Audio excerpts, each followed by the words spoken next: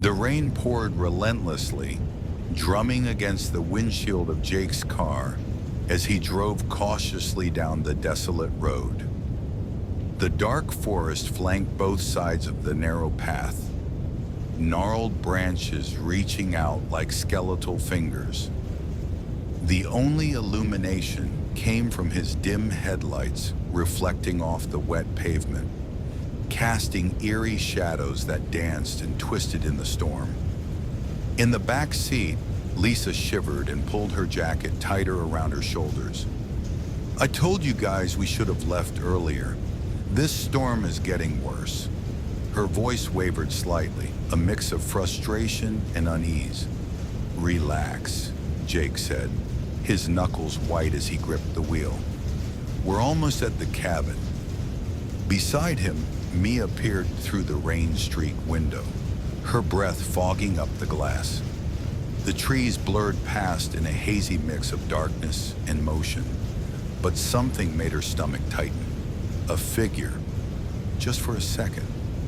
A woman standing in the rain, motionless, her face obscured by the downpour. A chill crawled up Mia's spine. "Jake, slow down. I swear I just saw someone back there." "Oh, great." Mark groaned from the back seat, rolling his eyes. "Another one of Mia's ghost stories. Probably just a tree or something."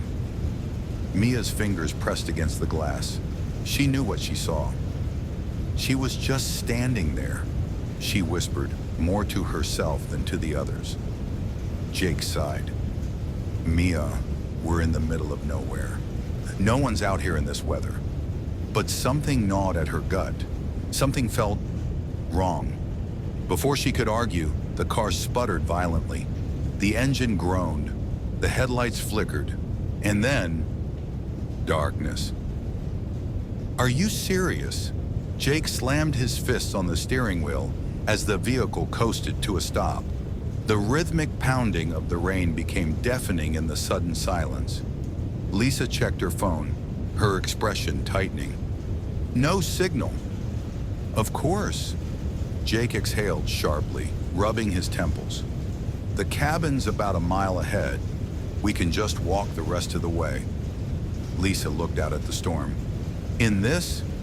Unless you want to sleep in a dead car all night?" Mark stretched his arms. "Come on, let's just get there. Stick together, keep moving, and we'll be fine." No one liked the idea, but what choice did they have? The four of them climbed out, the cold rain instantly soaking through their clothes. The wind howled through the trees, carrying whispers that made Mia's skin prickle. She glanced back at the road behind them, searching for the figure she had seen earlier. Nothing but darkness. Jake took the lead, his flashlight cutting through the thick night. "Let's move."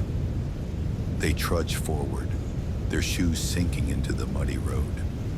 The storm drowned out everything, their footsteps, their breathing, even their words when they tried to speak over the downpour. The forest loomed around them, shadows shifting, stretching. Mia's heartbeat quickened. It felt like they weren't alone. Then Lisa gasped, "Did you hear that?" They all froze. A noise just beyond the trees, a faint rustling, followed by a soft, wet squelching sound, like footsteps in the mud, slow, deliberate. Mark scoffed. "It's probably just an animal." A branch snapped in the darkness. Lisa clutched Mia's arm. "That wasn't an animal." Jake swung his flashlight toward the trees, but the beam illuminated only endless rows of trunks and tangled undergrowth. Nothing moved. "Let's go," he muttered, picking up the pace. The group pressed on, but the uneasy feeling never left. Every gust of wind felt like a whisper against their ears. Every shadow held the threat of something unseen. The rain dripped from the branches above like fingers reaching down to grasp them. Then Mia saw her again, standing between two trees, barely visible through the downpour, was the woman, soaking wet, motionless, staring. Mia's breath caught in her throat. "She's here!" she choked out. Jake stopped. "What?" "The woman! She's watching us!"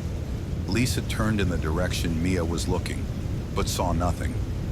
"Mia, there's nothing there." But Mia knew better. The woman's dark, hollow eyes locked onto her, unblinking. Then, ever so slowly, her lips parted. A sound, low, garbled, like waterlogged vocal cords forcing out a whisper, rose above the storm. Mia grabbed Jake's arm. "We need to run." Jake hesitated, but the sheer terror in her voice made his stomach knot. "Go! Now!" They broke into a sprint, mud splashing up their legs as they ran. The wind howled. The trees swayed violently, but Mia didn't dare look back. She could feel it, the presence closing in, the unseen force just behind them. Finally, the cabin appeared in the distance, barely visible through the storm. Relief surged through them as they reached the porch, Jake fumbling with the keys. "Hurry!" Lisa cried, eyes wide with panic. Jake shoved the key into the lock, twisted, and pushed the door open. They tumbled inside, slamming it shut behind them. The group grabbed their belongings and stepped into the rain. The storm was unforgiving, the wind howling through the trees. Thunder rumbled overhead as they trudged along the road. Then Mia stopped. "Wait, do you hear that?" The others listened. Between the wind and rain, there was something else. Whispers, low, breathy murmurs swirling in the night air. "It's just the wind," Jake said quickly, but his voice wavered. As they moved forward, the whispers grew louder. Mia turned abruptly, gasping. "There! The woman! She's following us!" Lisa spun around, her heart pounding. A pale figure stood at the edge of the road, her drenched dress clinging to her body. Her head was tilted slightly, her long hair hiding most of her face. "Go!" Jake shouted. They ran, feet splashing in puddles, but the whispers followed. The woman's presence loomed behind them, closing the distance without making a sound. The cabin finally came into view. Jake fumbled with the keys, his hands shaking. The door creaked open, and they stumbled inside, slamming it shut. Panting, they peered through the window. The woman was gone. "What the hell was that?" Mark whispered. Lisa hugged herself, trembling. "I don't know, but I don't think she's gone." A sudden knock on the door made them jump. 3 soft taps, then silence. "No way," Mia hissed. "Do not open that door." But Jake's curiosity got the best of him. He moved toward the door, gripping the knob. Then the whispers returned, louder than before. "Let me in." The candle in the cabin flickered violently. The door rattled. Then, as suddenly as it started, everything went silent. Jake's breath came in shallow gasps as the shadows twisted unnaturally. The rain pounded against the cabin's roof, but inside, an eerie silence smothered the air. The whispering grew louder. The voice was fragmented, disjointed, yet filled with malice. "You brought me home." Lisa clutched Mia's arm, her nails digging deep. "We have to go." But the door wouldn't budge. The handle was ice cold. The single candle on the table flickered violently, casting shifting shapes on the walls. The footprints, still wet, led deeper into the cabin. Then they saw it. A figure, barely visible, its body a distortion of darkness. Limbs elongated and wrong, it moved without sound, drifting closer. The whisper became a rasping breath. Jake stumbled backward, knocking over a chair. "Who are you?" No answer. Just the deepening cold and the overwhelming pressure of something unseen pressing in. Then Lisa screamed. Something unseen yanked her backward. Her feet left the ground, her body flung toward the ceiling as if weightless. Mia grabbed her, but an invisible force wrenched them apart. Lisa's eyes widened in horror. A guttural voice, no longer whispering but growling, echoed around them. "Stay." The cabin groaned as if alive. The windows shattered, the air filled with shards of glass. The candle blew out, plunging them into suffocating darkness. Jake fumbled for the door. His fingers found the latch, freezing, brittle, before it snapped off in his grip. Lisa's scream cut through the dark. Then silence. Mia whimpered. "Lisa?"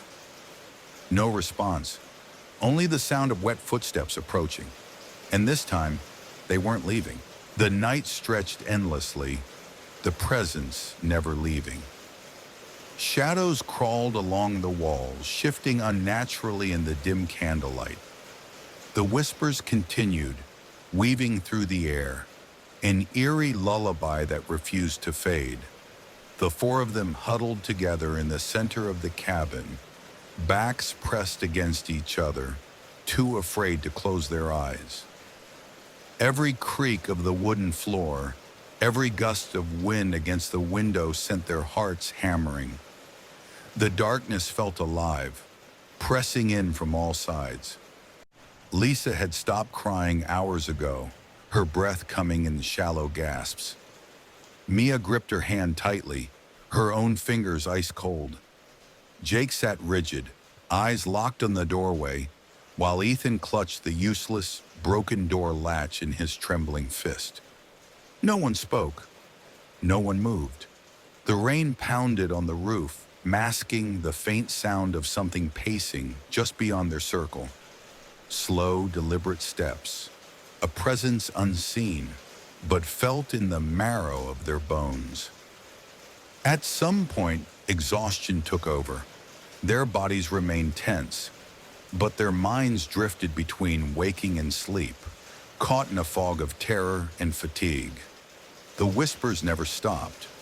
Neither did the feeling of being watched. Then suddenly, silence.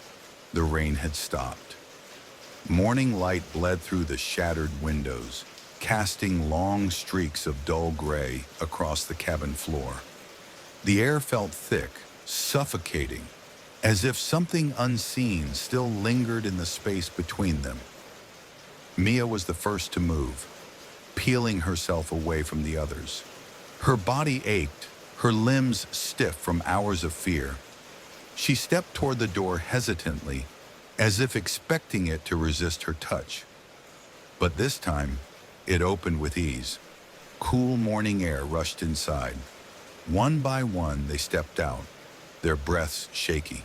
The world beyond the cabin looked unchanged, trees standing silent, the forest floor damp with rain. But something was wrong. The silence was too deep, too unnatural, as if the night's horrors had seeped into the earth itself. Mia turned back for one final glance. That's when she saw it. A single wet handprint smeared against the wooden door frame. Her breath hitched. She wanted to say something, to call the others back, but she didn't. None of them spoke of that night again, but sometimes when it rained, they swore they could still hear the whispers calling their names.